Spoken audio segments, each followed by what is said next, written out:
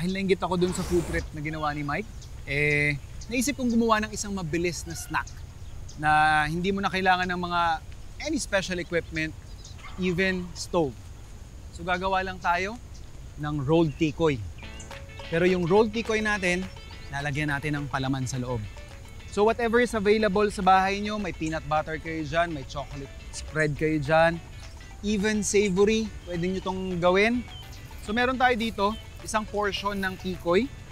So we have our board here, may oil na rin ito. Lagyan lang din ng oil yung taas.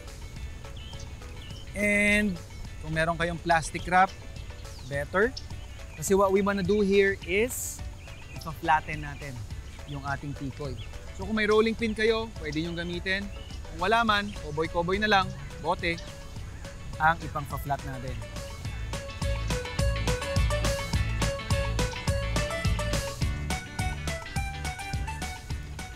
Tanggalin lang natin yung plastic wrap.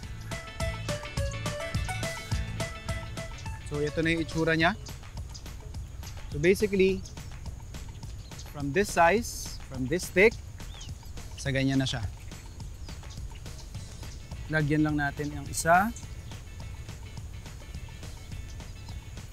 Yung minatamis nating red beans.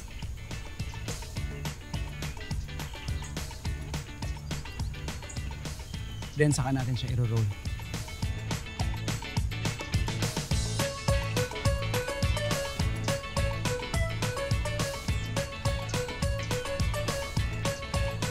Cut lang natin.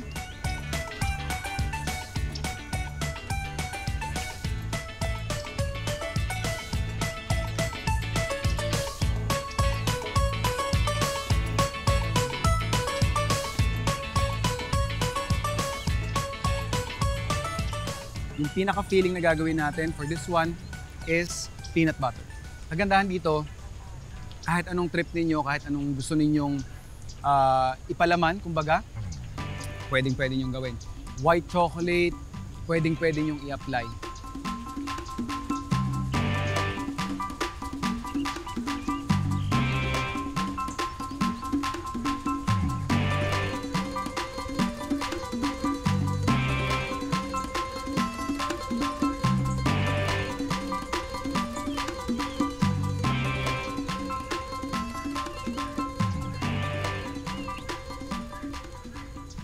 And there you have it! Ang ating no-cook rolled tikoy with sweet filling.